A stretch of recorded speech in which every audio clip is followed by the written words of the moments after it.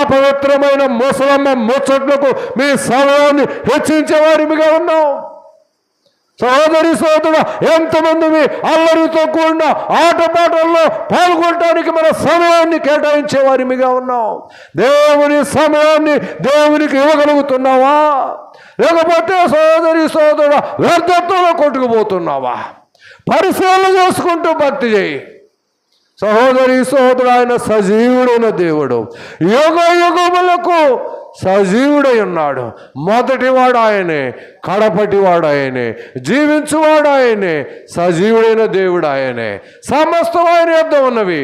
ఆయనకు లోబడు, ఆయనకు భయపడు, ఆయన చిత్తాన్ని జరిగించు. ప్రియ సహోదరి సహోదరుడా, ఆయనను యెహోవాలో దీవిస్తాడు, పరలోకంలో హెచ్చిస్తాడు. ఎక్కడా నిన్ను విడిచిపెట్టేవాడు కాదు. అంతేగాని సమాధుల్లో వెతకటము. సహోదరి సహోదరుడా, ఎవరో నా ప్రభువుని ఎత్తుకుని వెళ్ళటం, ఆయన్ని టచ్ చేసే అవకాశం కూడా ఎవ్వరికి లేదు.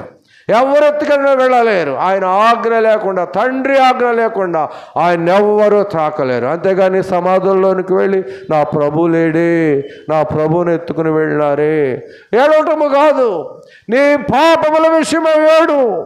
సహోదరి సోదరుడు, నీ బిడల పాప విషయం ఏడు. యెరూషలేము కుమార్తెలారా, నా నిమిత్తం ఏడవద్దు, మీ నిమిత్తము మీ బిడల నిమిత్తం ఏడవండి. దేవుడు స్పష్టముగా మాట్లాడుచు ఉండగా నా ప్రభువుని ఎవరో ఎత్తుకు, అయితే ఆమెను విమర్శించే అర్హత నాకు లేదు. కానీ సహోదరి సహోదరుడా, ఈ దినములలో కూడా నీవు నేను దేవుని యొక్క లేఖన భాగములు నమ్మలేని మందమతి స్వభావము.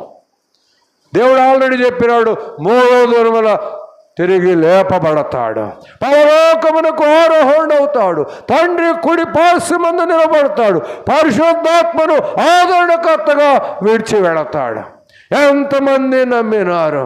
సహోదరి సహోదరుడా, వెళుతున్నారు అమ్మాయి మార్గంలో. శిష్యులు కూడా కలిసి మాట్లాడుకుంటూ వెళుతూ ఉన్నారు. వారి మధ్యలోనికి యేసు ప్రభు వారు వెళ్ళినాడు. తిరిగి లేపబడిన తర్వాత జరిగి వాళ్ళు మాట్లాడుకునే విషయం ఏమిటి అని అడుగుతూ ఉంటే, మీకు తెలియదా యేసు ప్రభువాన్ని సిలువ వేసినారు, చంపివేసినారు, ఇవన్నీ చెప్పుకుంటూ ఆయన లేపబడతాడు, ఆయన మృత్యుంజయుడు, ఆయన దేవుని కుమారుడని ఆ దేవుని యొక్క మాటలు చెప్పుకోకుండా ఇవేదో చెబుతూ ఉన్నారు. మీకు తెలియదా అడుగుతూ ఉన్నారు.